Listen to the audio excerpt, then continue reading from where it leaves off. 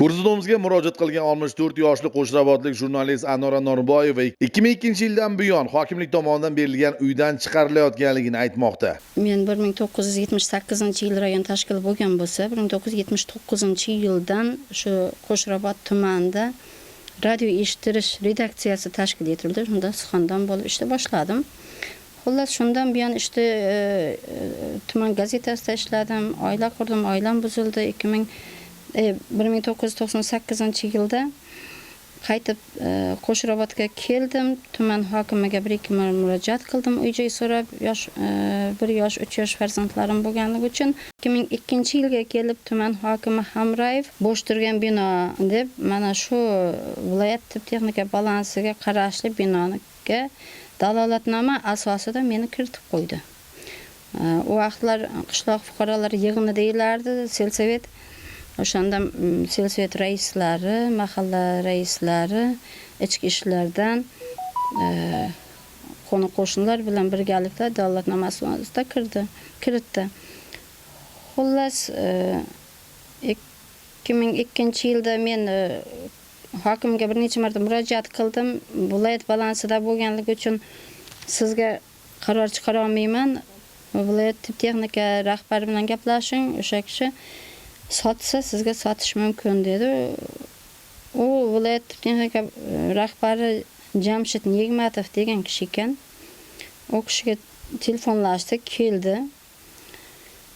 Opa o'tiravering, hech kim hech narsa demaydi. Ochiq-oshkora o'tiravering, faqat qachon sotilsa sizga aytamiz, hozircha sotilmaydi, o'tiring dedi. Shundan keyin men ochiq-oshkora o'tirdim. Qo'shimcha qudratim yetgancha bu narsa o'zbekka kerakli narsalar tandir dedik. Bu qurilish qildim yolg'iz holimga. Bolalarim juda mayda edi. Yillar o'tdi. Kadastr BT hujjatidan keyin ancha vaqtlar o'tdi. Gaz o'tkazdim, tok o'tkazdim, qop-qorong'i zimiston joyi edi. Buni qo'ni-qo'shnilarim tasdiqlaydi, yozib ham berishdi. Haqiqatda ham xaroba ahvolda edi, eshik ramkalari yo'q edi. Shu holatga keltirganimcha juda qiynaldim.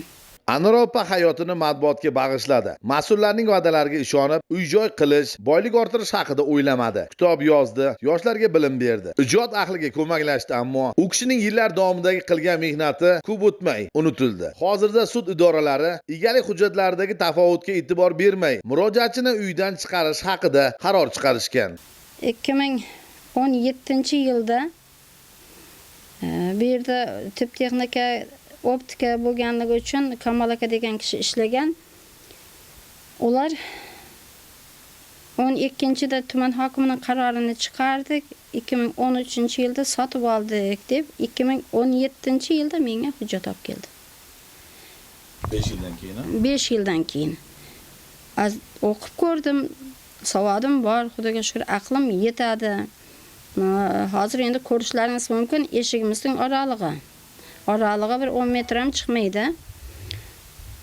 Nima uchun sen 2013da olyapsan, 2017-yilda menga hujjat olib kelyapsan? Sababi nima? Desam, sizni topolmadim. Sen menga bunaqa ertak aytma. Mana 2 eshik. Men shu yerda yashab kelyapman. Doimiy ro'yxatda turganman. Qishloq fuqarolar yig'inining kitob daftariga kiritilar, daftarga kiritilganman. 2002-yildan buyon soliqni muntazam ravishda to'laganman. Biron na tokdan, na gazdan, biron kommunal to'lovlardan qarzdorligim yo'q. Bu uyda uy qilgancha, uni shu holatga keltirganimcha qanchalik mehnatlarim, azoblarim bo'lgan. Endi nechinchi yil kadastr qilib berishgan bu uyga? 2015-yilda menga kadastr qilishdi. Keyin bu 17-yilda kelgandan keyin kadastrdagilar nima uchun bunday qildi bilmayman, qaytarib 15-yilda qilgan kadastrni olishdi-da, 17-yilda menga qayta kadastr qilib berdi. Sababini bilmadim. Endi ro'yxatda o'tmagansiz dedi. Ro'yxatga kiritilmasam soliqni nima uchun to'ladim men? Mana bu hujjatlarga diqqat bilan e'tibor bering. Qo'shrabot tumani Mustaqillik mahallasi, Mustaqillik ko'chasidagi ko'chmas mulk binosi deya qayd etilgan, ammo Anora Norboyeva 23 yildan beri soliq to'lab yashab kelayotgan xonadonning manzili umuman boshqa. Oldin Namuna mahallasidan oldin Qo'rlos mahallasi bo'lgan. O'sha paytida Anora Norboyeva o'sha Qo'rlos mahallasiga qaragan, keyin bo'lingandan keyin Namuna mahallasiga qarashi bo'ldi. Navoiy guzari va Qo'shnilar ko'chasi da istiqomat qiladi. Men Anora Norboyevani ancha yildan buyon taniyman. O'sha Qo'rlos mahallasida xotin-qizlar bo'lib ishlagan davrimdan buyon bilaman.